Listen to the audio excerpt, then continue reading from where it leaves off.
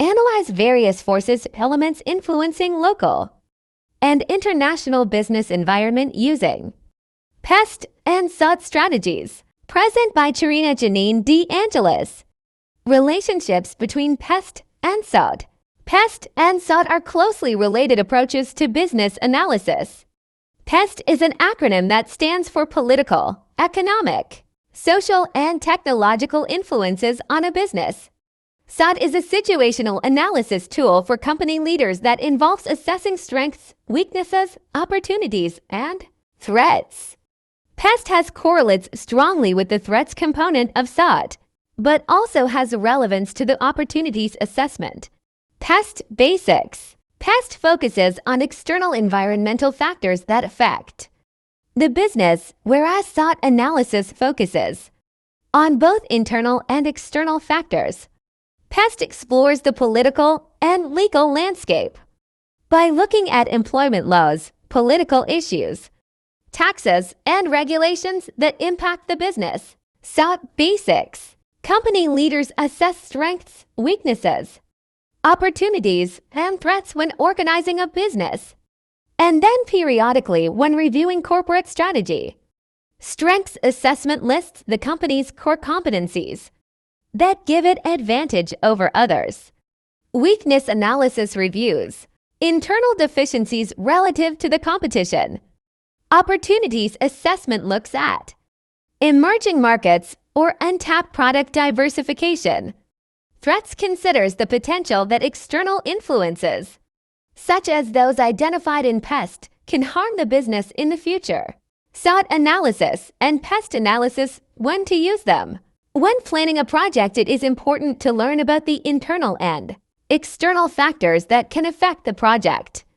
There are some excellent strategic planning methods that you can use to analyze all these factors. SWOT analysis and PEST analysis are two of the most frequently used planning methods. Below is a brief introduction to both methods and a comparison of SWOT analysis and PEST analysis. Using the information. By knowing this information, it can be possible to plan a successful project that is ready to work around certain problems effectively and to avoid failure. It is a good idea and excellent practice to work through the SWOT analysis with your team in the early stages of project planning. Brainstorming is a great way of introducing all the relevant internal and external factors for each section of the analysis. Comparing SWOT analysis versus PEST analysis. Directly comparing SWOT versus PEST is probably the wrong thing to do. They are both planning methods that give tremendous insights for you to successfully execute projects. The disadvantage of PEST analysis is it doesn't consider the internal factors of your organization. It deeply analyzes the external factors that might affect your project or organization. So if you plan your projects based only on the PEST analysis, you will not have a chance to match your strengths to a current need. SWOT analysis considers both the internal and external factors. It captures the external factors in the opportunities and threats section. However, when creating a SWOT diagram, a deep analysis of external factors are not performed, at least not as extensively as a PEST analysis.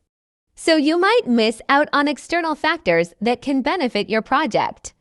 So a better approach would be to perform an extensive PEST analysis and use that finding in the opportunities and threats section in the SWOT analysis. Working as a team for the benefit of a project. When teams are not in the same building, it can be difficult to get together and brainstorm effectively about a project. This could lead to vital information getting neglected, thus damaging the project. You can easily avoid this issue by using the collaboration facilities provided by Creately. The project manager can start drawing the SWOT and PEST analysis and invite another team member to contribute to the diagram. This makes it easier for all relevant departments and team members to contribute. It reduces the possibility of important information being missed. The results, which have been recorded on your Creately SWOT template, can then be used to plan a project carefully and overcoming problems which could cause significant issues to the positive outcome of the project. Being prepared for all eventualities is vital in business, which is why SWOT and pest analysis is so important. Remember, it is never enough to simply have the information to hand.